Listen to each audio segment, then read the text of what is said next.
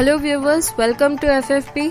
मैं हूं अस्मिता तनवानी एंड हमने पिछली वीडियो में आपका चैप्टर नंबर 16 स्टार्ट किया था जिसका नाम था sustainable management of natural resources.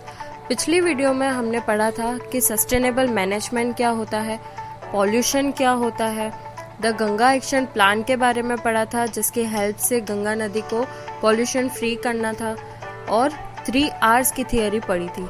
आज के इस वीडियो में हम पढ़ने वाले हैं समथिंग अबाउट नेचुरल रिसोर्सेज, उनको कैसे यूज करना चाहिए, कैसे कंजर्व करना है। Students, are you ready? Natural resources की लिस्ट में फर्स्ट नंबर है आपका forest and wildlife. Forest मतलब जहाँ पे बहुत सारे बड़े बड़े ट्रीज हो, एनिमल्स हो, प्लांट्स हो, डिफरेंट टाइप ऑफ ऑर्गेनिजम्स हो, फ्रूट्स, वेजिटेबल्स। जब आपको एक ही जगह पे बहुत सारी अलग अलग वैरायटीज़ मिल जाती है अलग अलग स्पीसीज़ की, तब हम उस जगह को बोलते हैं ये जगह बायोडाइवर्स्ड है। मीन्स यहाँ पे डिफरेंट टाइप ऑफ स्पीसीज़ मिलते हैं। अगर बायोडाइवर्सिटी को और अच्छे से समझना है तो उसे 2 पार्ट्स में डिवाइड करो, bio and diversity. Bio means living and diversity means different species या फिर डिफरेंट वेराइटीज़। हम सबको पता है कि फॉरेस्ट हमारे लिए कितना इम्पोर्टेंट एंड कितना यूज़फुल है। डेली लाइफ में जो आप चीज़ें यूज़ करते हो कहीं ना कहीं फॉरेस्ट से ही आई हुई है, जैसे पेपर, गम, वुड, हर्ब्स, अलग टाइप की मेडिसिनल हर्ब्स और भी बहुत सारी चीज़ें। जैसा कि अभी मैंने आपको बताया कि फॉरेस्ट हमारे लिए कितना इम्पोर्टेंट एंड यूज़फुल है, तो अब सीधी सी बात है कि अगर यूज़फुल है, हमें बहुत सारी चीज़ें यहाँ से मिल रही हैं, तो लोग इसे चाहेंगे कि हाँ भाई मेरे पास ये चीज़ हो। तो यहाँ पे बारी आती है स्टेक होल्डर्स की।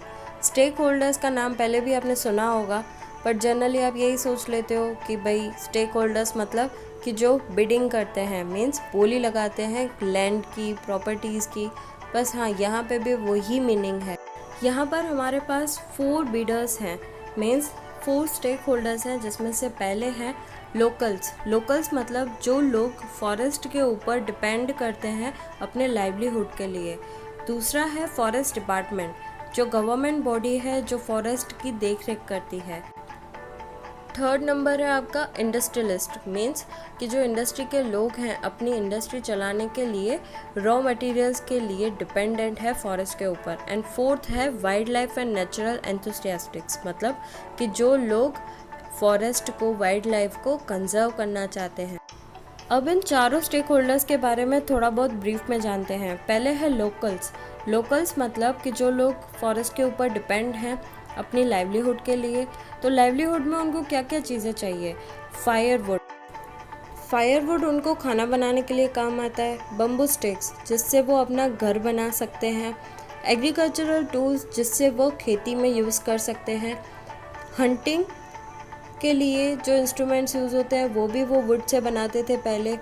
एंड फिशिंग के लिए भी वो वुड का ही यूज़ करके यूज़फुल चीज़ें बनाते थे। फॉरेस्ट से ही उनको फ्रूट्स, वेजिटेबल्स और भी बहुत सारी चीज़ें अवेलेबल हो जाती थी। एंड उनको कलेक्ट करने के लिए वो वुड का ही यूज़ करके बास्केट्स भी बनाया करते थे। इंडिपेंडेंस से पहले जब ब्रिटिशर्स यहाँ आए थे, उन्होंने जितने भी ट्राइबल पीपल्स थे फॉरेस्ट में उन सबको वहाँ से हटा के फॉरेस्ट की जितनी यूज़फुल चीज़ें हैं उनको अपने हाथ में ले लिया। एंड देखते ही देखते फॉरेस्ट डिस्ट्रॉय हो गया और सिर्फ मोनोकल्चर रह गए, कुछ पाइन, क्रीक और यूकलिप्टस के। हमें जब इंडिपेंडेंस मिला तो सिचुएशन फिर भी काबू में नहीं आई, बिकॉज ब्रिटिशर्स ने बहुत बेकार तरीके से फॉरेस्ट को यूज़ किया था। वहाँ पे लोग जाके रहने तो स्टार्ट हो गए, बट वहाँ की जो चीज़ें थी उनको वैसी वापस नहीं मिल पाई, जैसे फ्रूट्स, वेजिटेबल्स और जो यूज़फुल चीज़ें उनको काम आती थी वैसी चीज़ें उनको वापस नहीं मिल पाई। बट जो सेकंड स्टेक होल्डर हैं लिस्ट में, इंडस्ट्रियलिस्ट, उनके लिए ये बेनिफिशियल रहा। उनकी इंडस्ट्री के लिए ईजीली अब रॉ मटेरियल्स मिल रहे थे। जैसे जैसे इंडस्ट्रीज प्रोडक्शन के लिए फॉरेस्ट में अवेलेबल रॉ मटेरियल्स को ले रही थी, वैसे ही फॉरेस्ट डिपार्टमेंट की जो गवर्नमेंट थी उनके लिए अच्छा खासा रेवेन्यू जनरेट हो रहा था। स्टेक होल्डर्स की लिस्ट में 3rd नंबर पे थी गवर्नमेंट ऑफ फॉरेस्ट डिपार्टमेंट, जिसका अच्छा खासा रेवेन्यू जनरेट हो रहा था फॉरेस्ट में से। स्टेक होल्डर्स की लिस्ट में 4th नंबर पे थे वाइल्ड लाइफ एंड नेचर को कंजर्व करने वाले लोग। अब इसका एक बहुत बड़ा एग्जाम्पल मैं आपको बताती हूँ। ये बात है 1730s की, जोधपुर राजस्थान। जोधपुर में एक छोटा सा गांव है जिसका नाम है केजरली। वहाँ के जो लोग थे वो नेचर से बहुत ज़्यादा प्यार करते थे। वहाँ का जो एक राजा था जिसका नाम था अभय सिंह, उन्होंने ये तय किया था कि उन्हें एक महल बनाना है जिसके लिए उन्हें लकड़ियाँ चाहिए। तो उन्होंने सिपाहियों को कहा कि जंगल से जाके कुछ लकड़ियाँ ले आए। जब सिपाही केजरली के जंगल में जा ही रहे थे पेड़ों को काटने के लिए, तब वहाँ पे एक औरत आई जिसका नाम था अमृता। अमृता केजरली में ही रहती थी, बिश्नोई कम्युनिटी से बिलोंग करती थी और उसकी 3 बेटियां भी थी। जब पेड़ों को काटने के लिए सिपाही आगे बढ़े तो अमृता ने पेड़ों को गले लगा लिया और कहा कि अगर तुम्हें ये पेड़ काटने हैं तो उससे पहले तुम्हें हम चारों के सर धड़ से अलग करने होंगे।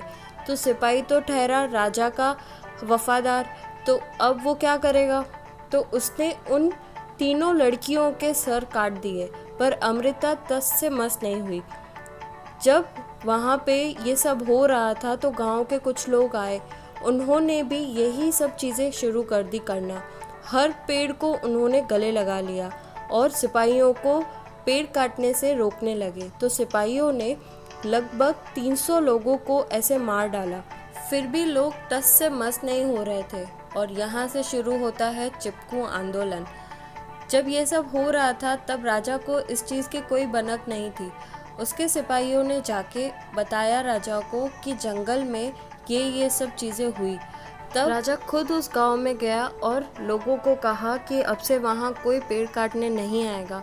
और ये सब जो चीज़ें वहाँ पे हुई, उसके बाद अमृता देवी के लिए उन्होंने एक पुरस्कार जारी किया। तो इस स्टोरी से आपको पता चल सकता है कि स्टेक होल्डर्स की लिस्ट में जो 4th नंबर पे थे natural and wild life conservators, वो कितने ही ज़्यादा महान थे। ये एक्सपीरियंस हमें बहुत कुछ सिखा जाता है, जैसे फॉरेस्ट को बचाओ, फॉरेस्ट को मैनेज करो। फॉरेस्ट भी हमारी ही प्रॉपर्टी है, उसका भी उसी तरह से ही ध्यान रखो जिस तरह से आप अपने बच्चे का ध्यान रखते हो। सिर्फ लोकलाइट्स ही नहीं, गवर्नमेंट को भी ध्यान रखना चाहिए कि जो इंडस्ट्रीज़ है वो कंट्रोलेबल मैनर में ही वहाँ से रॉ मटेरियल्स ले।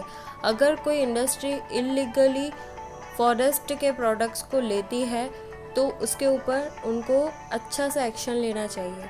आज की वीडियो यहीं फिनिश होती है, मिलते हैं नेक्स्ट वीडियो में, तब तक के लिए बाय बाय।